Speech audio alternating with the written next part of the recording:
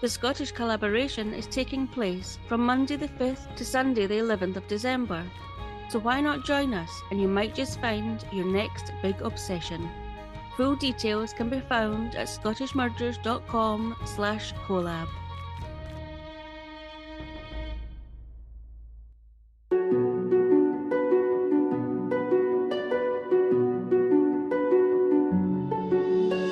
Welcome, wee ones, to Scottish Murders. Dawn will shortly be taking you through a solved or unsolved murder involving people from or living in Scotland. So get ready to hear about the darker side of bonnie Scotland.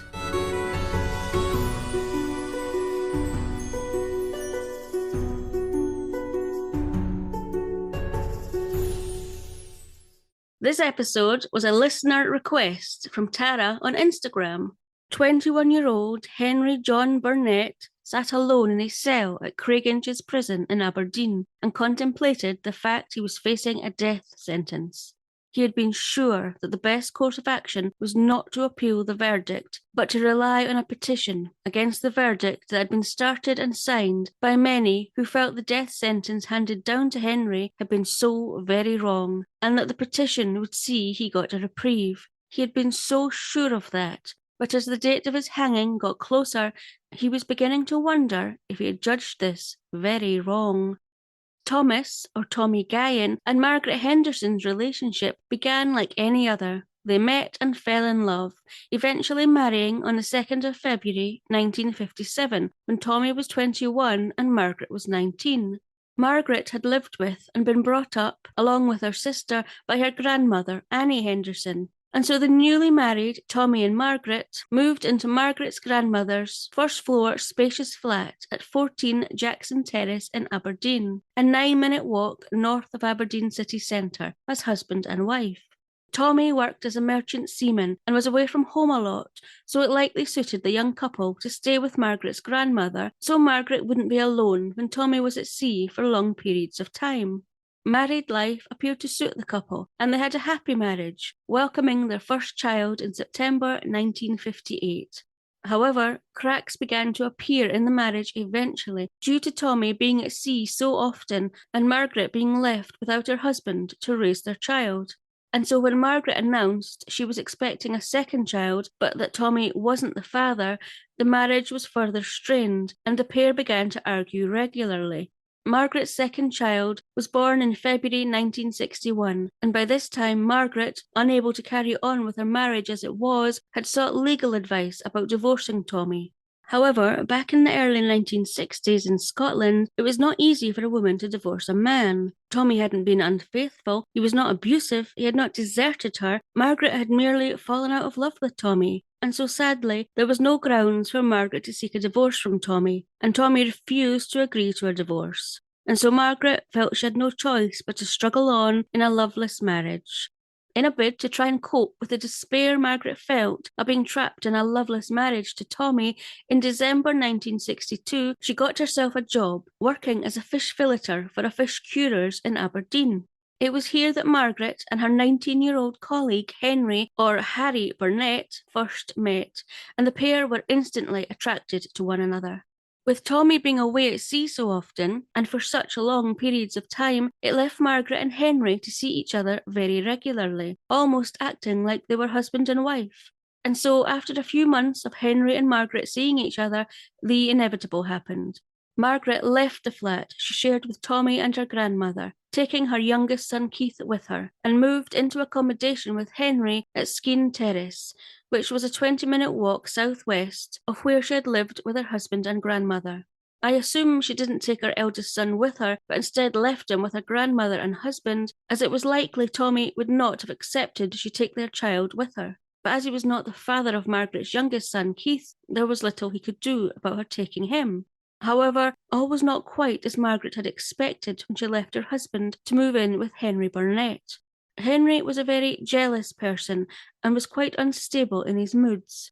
It didn't take long for Margaret to realise just what a mistake she had made by moving in with Henry, as he had convinced himself that she was going to leave him, just like she had Tommy. And so he took to locking her up in the house when he went out, and she was seldom allowed out on her own.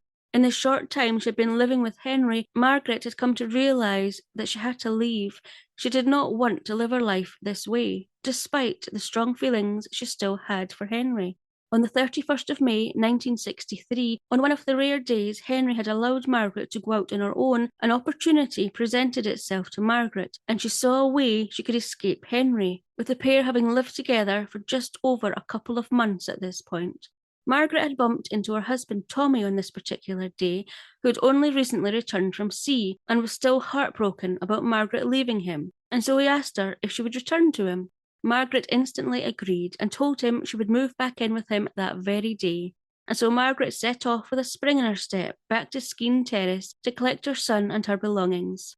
Now, there's a couple of different versions about what happened next. One is that Margaret was accompanied to Skene Terrace by family friend Georgina Katina, who was 66 years old, but other reports say she had gone back alone. So Margaret, with or without Georgina, returned back to Skene Terrace at 4 p.m. It appeared that Georgina had stayed outside the property if she had been there, but that either she or the landlord of the property started banging on the door when they'd heard the commotion coming from inside. Upon Margaret telling Henry that she was leaving him, he had been furious and had screamed, "Margaret, Margaret, you're not going to leave me." He then got a knife and put it against Margaret's throat. All the while, either Georgina or the landlord of the property, having heard the commotion, were banging on the door to get Henry to let them in and stop what he was doing to Margaret. Shortly after, Henry had threatened Margaret with a knife. He threw the door open and ran away. Margaret was found in the flat, very shaken, with blood coming from a slight cut to her neck from where Henry had held the knife.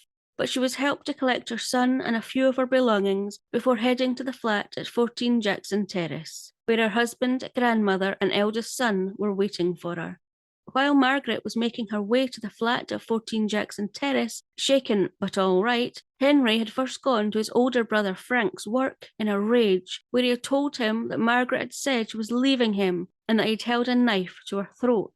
Frank apparently told Henry that he should go to the police, and upon Henry leaving Frank's work, Frank was under the impression that Henry was now a lot calmer and that he was intending to go to the police. Little did he know that Henry was still filled with rage and vengeance, and instead of going to the police station, he asked a friend to drive him to his brother Frank's home in Bridge of Dawn, which is a 15-minute drive north of Aberdeen, as he knew his brother had a shotgun at his house. However, Frank's wife Susie was at home, and Frank had told her never to open a cabinet where his shotgun was if he wasn't at home, and so she refused to give it to Henry. Now somehow Susie became distracted, and it was at this point Henry forced the lock on the cabinet, removed the shotgun and cartridges, and left his brother's home at Bridge of Dawn, intent on heading directly to 14 Jackson Terrace. Margaret was still a bit unsettled by the violent reaction of her lover Henry upon her telling him she was leaving, but she was beginning to feel a bit calmer now she was back at Jackson Terrace. As she sat on the couch in the living room in the early evening of the 31st of May, 1963, she looked around her. The TV was on with a children's programme playing, with her husband Tommy sat on a chair beside the fire. Her grandmother Annie sat with Keith on her knee, both watching the TV, and family friend Georgina was in the kitchen making them all a nice cup of tea. It wasn't perfect, Margaret thought. She did still love Henry, and she had no idea how she and Tommy were going to work things out, if they even could, but she did not think about that just now. Suddenly, there was a commotion outside the living room, and Georgina was heard to shout, "You can't come in here!" Margaret saw Tommy get up and walk quickly towards the living room door. She heard him ask the intruder, "Who are you?" And then there was an almighty bang.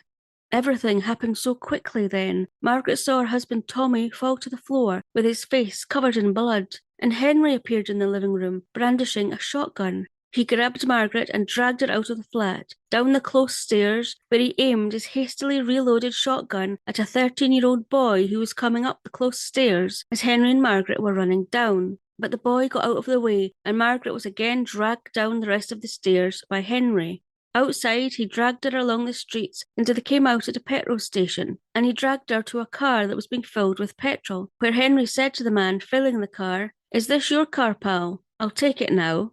The man was shocked by the sudden appearance of Henry and Margaret, and wasn't happy about his car being taken, and so he tried to let the back tires of the car down, only to be threatened by Henry holding the shotgun, and so he stepped away and could only watch in shock as his car, driven by Henry with Margaret in the passenger seat, was driven out of the petrol station. The man whose car had just been taken was John Irvin, and he immediately rang the police to tell them what had taken place. Back at Jackson Terrace, Georgina and Margaret's grandmother, Annie, tried to comfort Margaret's young son, Keith, while being in disbelief and shock at what had taken place, and were worried sick about what Henry would do to Margaret, having just shot Tommy Guyan in the face, which had left Tommy lying dead on the floor, with the left side of his face shattered. He was 27 years old.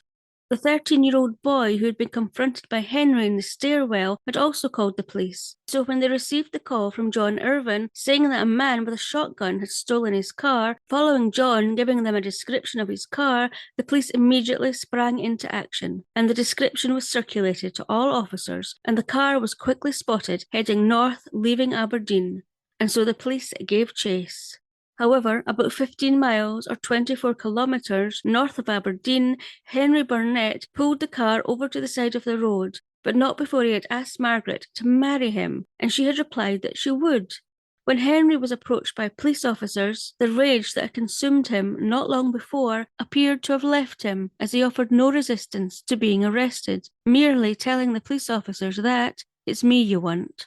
He was then led away. Henry would soon seal his fate, as when he was to be interviewed by detectives, his first words to them were, "I gave him both barrels. He must be dead." Henry, or Harry John Burnett, was charged with assaulting Margaret by cutting her throat with a knife, with also assaulting John Innes and stealing his car, and for the murder of Tommy Guyan by shooting him with a shotgun. And his trial began in July 1963 with a packed courtroom and long queues of people waiting outside the courthouse in the hopes of taking someone's place at the trial if they left. Henry's defence had lodged a plea of insanity at the time of the offence in the hope of avoiding a death sentence. But according to an article by John Forsyth in 2012, the outcome of Henry receiving a death sentence felt inevitable, as the law had been reformed in 1957, which had limited capital punishment to a few methods of murder, and the use of a firearm to commit murder was on the list. And there was no doubt that Henry had stolen his brother's shotgun and had shot Tommy Guyan in the face at close range. However, the reform had been established to try and deter armed robbery, and so the defence were determined to try and prove that not only had Henry not been of sound mind at the time of shooting Tommy and was not in control of his actions, but also that his use of a firearm had been as a crime of passion, and therefore didn't warrant a sentence of death, as the use of a firearm in this case was not meant to be one of robbery. Henry's mum, Matilda, was called to the stand to try and back up the defence's theory.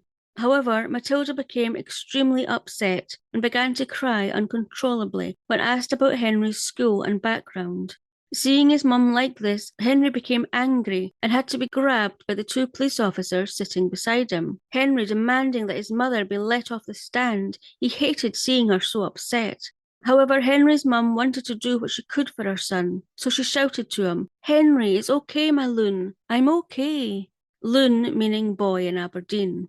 According to the Blood and Granite book by Norman Adams, the judge presiding over the trial felt the need to make sure that Matilda didn't break down on the stand again by saying, "You understand you have been brought here as a witness by your son's legal advisors, presumably to help your son's interests. If you look at it from that point of view, perhaps you can be more composed."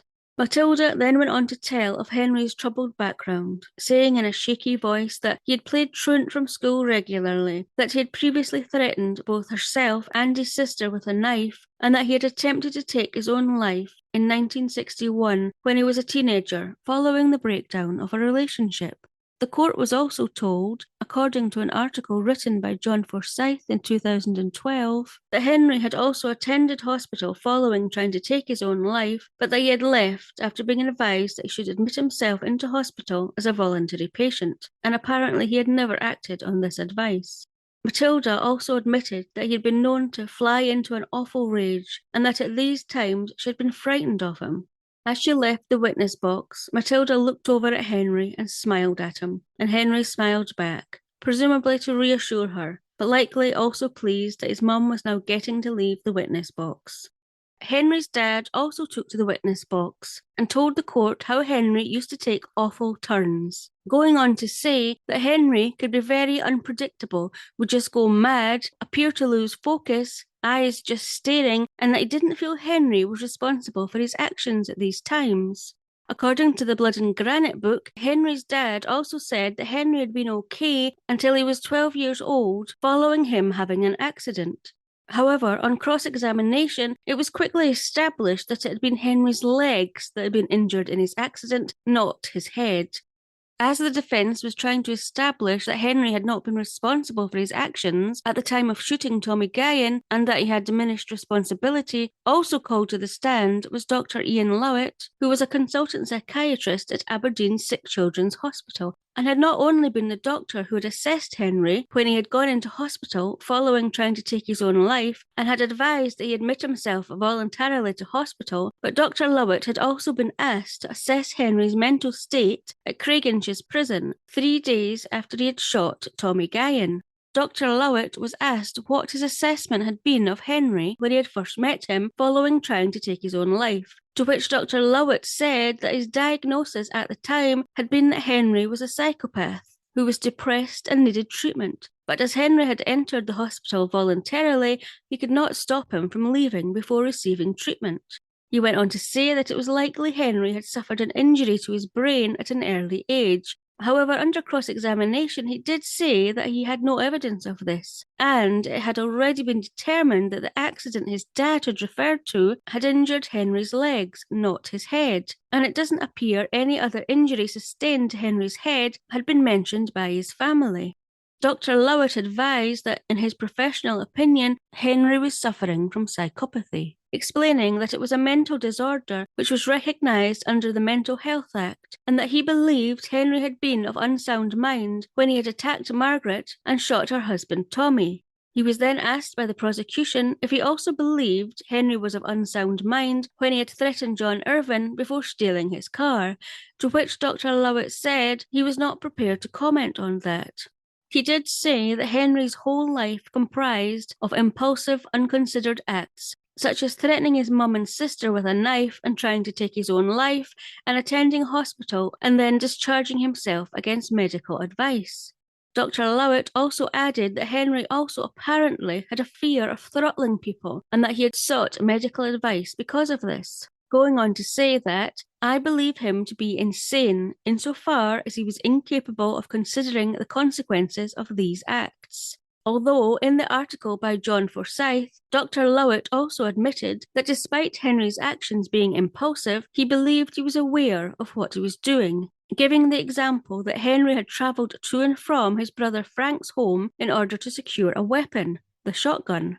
While Dr. Lowett did his best to assert that, in his medical opinion, Henry Burnett was not responsible for the actions he had carried out, despite being aware of what he was doing, Dr. Lowett had never given expert evidence in court before, had no idea what to expect, and apparently had not been prepared by the defence, and so he was not prepared when the prosecution ripped his testimony apart, ridiculed his evidence, and undermined everything he said, so much so that by the time Dr. Lowett left the stand, he believed his testimony had done more damage to Henry's case than good, despite the fact that neurologist Dr. John Gaylor also took to the stand and said that following tests being carried out on Henry's brain, he believed strongly that Henry was insane at the time of the shooting, and that Henry required institutional care and should not be hanged. Dr. Lowett concluded that Henry Burnett displayed psychopathic tendencies and had likely not been responsible for his actions the day he murdered Tommy.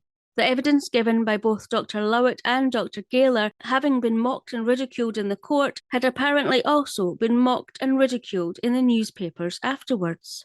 Margaret also took to the stand at Henry's trial and repeated what had happened in the flat where Tommy had been shot. She said that they had heard a commotion and Tommy had stood up, and upon seeing Henry, he had asked him who he was, but that Henry had not answered. Instead, he shot Tommy, and that Tommy had fallen to the floor. Henry had then grabbed Margaret and dragged her from the flat all the way to the petrol station, where Henry had stolen a car. She concluded by saying that just before Henry had pulled the car over and surrendered to the police, he had asked her if she would marry him, and she had readily agreed that she would. And then, before the trial had even properly begun, having lasted only 3 days, and with Henry himself not taking to the stand, the defence and prosecution were summing up. With Margaret's background of being unfaithful to her husband while he was at sea being brought up and remarked to have been sordid, with the judge adding, according to the Blood and Granite book, that while Margaret may have been described as a femme fatale, or a somewhat fickle and immortal woman, it was not up to the jurors to pass judgment. They were only to consider if she was a credible witness. And while he recognised that the 10 women and 5 men of the jury had a difficult decision to make of whether Henry Burnett had been responsible for his actions or not, he advised them that they must not shrink from their duties. Before finally the jury left to deliberate. However, they didn't deliberate for very long, taking only 25 minutes to reach a majority verdict of 13-2. And so with Tommy and Henry's family both being present for the verdict, the judge pronounced that Henry John Burnett had been found guilty on all 3 charges of assaulting Margaret and John Irvin and of murdering Tommy Guyan, and that he would suffer death by hanging. Before the judge then brushed the black cap against his forehead, which according to the Blood and Granite book was a 3-cornered hat. This was done when a judge was giving out the death penalty. Henry's family were devastated by this outcome, with Henry's sister Mary standing up and crying out, according to the Press and Journal on the 26th of July 1963, "Oh no, they canna do that to him. It's her should be in here, no him." Mary's brother Francis put his arm around his distraught sister, and she was then led from the courtroom by her brother and father. Judge Lord Wheatley then gave the execution date of Thursday the 15th of August 1963, before the pale-faced but composed Henry Burnett was taken to the cells, as Tommy's sister Margaret watched on from the public benches and wept. In the week following the verdict of death by hanging being pronounced, Margaret Guyan, who had been Tommy Guyan's wife and Henry Burnett's lover, had to go into hiding following threats to her life. But not before she said, according to the BBC News in August 2013, "I am sorry Tommy had to die, but I never knew it would end this way. On the day of the murder, my husband and I were together again, but I knew it would be the same old story, and we would part. My heart is with Harry. I can't say why, but I know I still love him. I said I would marry him before, and I still stand by him." And apparently Henry still loved Margaret too, as he had said in a letter he had sent his brother Frank before the trial that he didn't want his family to blame Margaret for what he had done, that she had no idea that he was going to do that, saying that he didn't actually know he was going to do it himself. But he went on to say in the letter that the fact that Margaret still loved him meant more to him than anything else. Although by the time Henry had received his sentence of death and was being held in the recently built condemned block of Craiginch's prison, his feelings towards Margaret appeared to have changed, as according to the Blood and Granite book, he told his brother Frank and sister Mary when they visited him that he had finished with Margaret and that he didn't want to see her again. In the days following the death sentence being given to Henry, his defence solicitors, who apparently were shocked by the guilty verdict, immediately lodged a petition for clemency with the Scottish Secretary Michael Noble to consider, with one of Henry's solicitors saying that the petition would be on the grounds of Henry's mental condition. Henry had instructed his defence solicitors that he did not want them to make an appeal. He felt that a petition would be the better route to take, especially as not only were Henry's family campaigning for a reprieve, but this was also being backed by Tommy's family too, with Tommy's mother saying in an article for the Press and Journal newspaper in July 1963 that, "I can find it in my heart to forgive Henry Burnett. It's his mother I'm sorry for. I know what she must be going through. I'll sign the petition. I don't think Henry Burnett should hang." With Tommy's brother John also adding in the same article that, "I don't think Burnett should hang. There's obviously something wrong with him." So while Henry's defence solicitors and Henry and Tommy's family did all they could to secure a reprieve for Henry, Henry began to feel confident that he would not be facing his death on Thursday the 15th of August, mere weeks away. However, the toll on Margaret of her husband being murdered and her lover being found guilty of his murder and been sentenced to hang, as well as the death threat she was receiving, culminated in Margaret becoming seriously ill and being rushed to hospital by ambulance a week before the execution date, where it was reported by the Press and Journal newspaper on Friday the 9th of August 1963 that she was receiving treatment and was said by a doctor to be satisfactory. Margaret had continued to reside with her grandmother and children at 14 Jackson Terrace when she wasn't in hiding, where Henry had shot and murdered her husband. So both of these things were bound up in causing Margaret some distress. Henry, too, was becoming distressed, as despite Henry and Tommy's family petitioning and receiving well over the target of 2,000 signatures calling for Henry to be given a reprieve, despite the Scottish Secretary Michael Noble being asked to give Henry a reprieve and receiving all of the trial papers to look over, and despite a last-minute plea on the eve of the hanging, according to the Blood and Granite book, by Aberdeen's Lord Provost, which according to Wikipedia is the governor of the local authority, the civic head and the Lord Lieutenant, no reprieve was forthcoming, and was officially denied on the 14th of August, the day before the execution date. Henry spent his last day saying his goodbyes to his family, telling them, according to an article in the Daily Record newspaper, "Don't worry about me."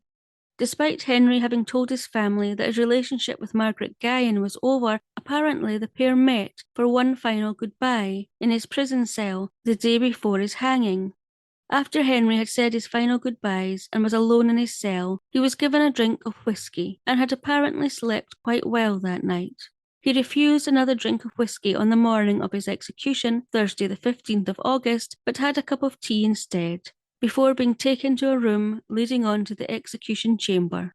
Here, a short religious service was carried out with a prison chaplain and a local reverend, who had visited Henry every day in the weeks leading up to his execution, saying later that Henry had been sincerely sorry for what he had done and that he'd been quite a decent lad at heart. Also on the morning of the execution, a crowd of around 200 men, women and children gathered quietly outside Craiginch's prison, with a sole demonstrator wearing a placard which said, "Abolish legal murder," and "Vengeance is mine beneath the Lord," who walked back and forward along the pavement under the watchful eye of 5 police officers. At 8:01 a.m. on Thursday the 15th of August 1963, 21-year-old Henry John Burnett was hanged following being convicted of murdering 27-year-old Tommy Guyan, with Henry's death certificate stating that the cause of death had been judicial hanging. According to a Press and Journal newspaper article in July 1963, Henry Burnett was the first man to hang at Craiginch's prison since it had been built more than 70 years prior, and Henry Burnett was also the last man to be hanged in Scotland. It was customary following a person being hanged for prison wardens to post a notice on the gates which said that the condemned man was now dead. However, by 8:15 a.m. this had not taken place, and so when a number of prison wardens came out of the prison, a few in the crowd began to boo and shouted, "You murderers!" At which point one of the guards told the crowd that it was all over and that there would be no notice displayed and that the crowd should go home. However, this only served to anger the crowd, with several of them shouting that a notice needed to be displayed, as how else would they know that Henry had died? The notice was never forthcoming, and it took a further 2 hours before the crowd eventually started to disperse. I don't know why everyone there that day was so determined that a notice should be displayed, possibly because it had always been common practice, and if so, then I don't know why the decision had been made not to display the notice as before, which only served to antagonise the crowd gathered. Following Henry being executed, his body was placed in a coffin and buried on the grounds of Craiginch's prison in an unmarked grave behind the execution block, which had only been built the previous year, despite an execution not having taken place in Aberdeen for 106 years. So we've heard that 2 experts at Henry's trial believed that he had been insane at the time of Tommy's murder, and that he should not be hanged but receive specialist care. We heard how not only Henry's family but Tommy's family too were behind a petition to get a reprieve for Henry. We've heard how an execution had not taken place in Aberdeen for 106 years before Henry's, And actually, the Murder, Abolition of Death Penalty Act 1965 suspended the death penalty for murder for a period of 5 years, with the abolition being permanent in 1969. But what do you think? Should 21-year-old Henry Burnett have been hanged? And if it was believed that he shouldn't be hanged, then why was a reprieve not given by Scottish Secretary Michael Noble, despite expert opinions and a petition with both families behind it, which had reached over 2,000 signatures? Well, it could very well be that Henry Burnett himself was behind his reprieve not being forthcoming. Here's a promo, and then we'll get back to the story. Hey there, Rainbow Warriors. I'm CJ, host of Beyond the Rainbow, True Crimes of the LGBT. My episodes focus on crimes committed by and against the LGBTQ community. I've covered cases you probably have heard of, such as Matthew Shepard, Brandon Tina, and the Orlando Pulse nightclub massacre, as well as some lesser-known cases like the murder of Ray Hainish, the Australian gay beat murders, and the suspicious disappearance of Lisa Lynn Stone. I cover cases brought to me by listeners like Penny Brummer, who I believe was wrongfully convicted, taboo cases such as lesbian corrective rape and murder in South Africa, and Pray the Gay Away camps. I discuss gay serial killers, women who pretend to be men to hook up with other women, and trans murders. I'm opinionated and uncensored. I know I'm not everyone's cup of tea, but surely I'm someone's shot at tequila. No matter what your gender or orientation in life might be, please join me as I tackle rainbow crimes in search of unicorn justice. Remember, it's not a crime to be gay, unless you're a murderer.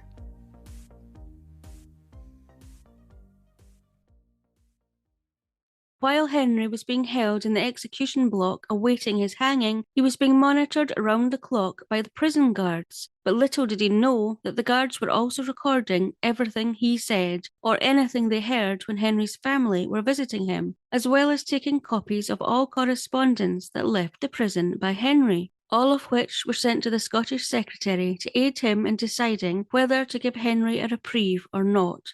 But nobody knew about this, or what had been recorded by the prison guards. That was until an article was written by John Forsyth in 2012, which makes for very interesting reading.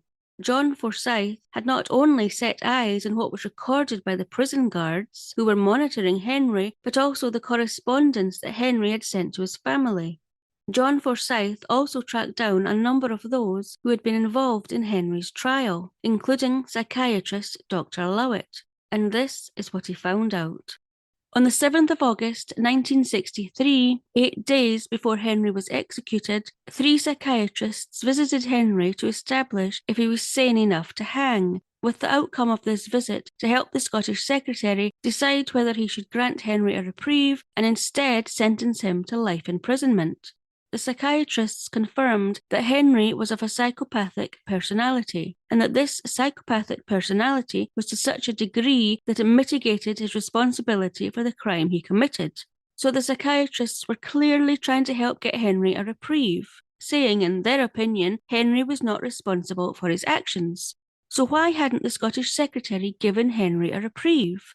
Well, it would appear that Henry was so sure he would receive a reprieve that he appeared to think that what he said while not in the presence of psychiatrists wouldn't matter. But how wrong he was.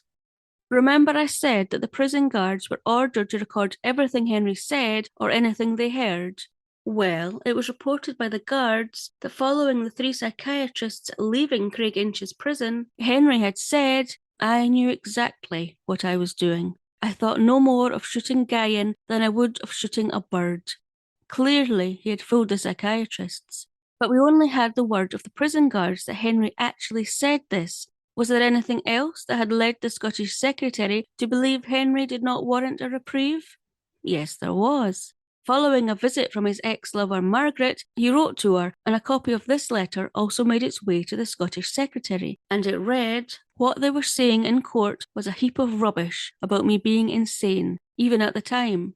He then went on to apparently answer Margaret's question of why he hadn't killed her too, and he wrote, Well, my darling, it was because I loved you. I could easily have done it if I wanted to. Henry, perhaps having thought it not a good idea to put in writing that he wasn't insane when he desperately needed everyone to believe he was, and so he asked Margaret to destroy the letter, not realising that it was too late. A copy had already been made by the prison officers. One of the last recordings the prison officers had made was to state that Henry believed that he would receive a reprieve. Despite these findings and the passage of time, in the article, Dr. Ian Lowett still felt that he had badly let down Henry Burnett due to his lack of experience at giving evidence in a court setting. He said that the experience had been devastating, that he was completely torn to bits by the prosecution, and that he was not prepared for the onslaught he was subjected to, feeling they were trying to ridicule and minimise my evidence. And finally, according to Wikipedia, Craig Inge's prison closed permanently in January 2014, and the grounds were earmarked for development. In early August 2014, the remains of Henry Burnett were exhumed from the prison and taken to Aberdeen Crematorium, where a private ceremony was held on the 7th of August 2014. If you've enjoyed this episode, then I would be so grateful if you could leave a review or a rating on your listening platform so that more people can find this podcast. I would love to get more Scottish murders out there. Please also don't forget to subscribe so you don't miss an episode. So that's it. Come back next time for another episode of Scottish Murders.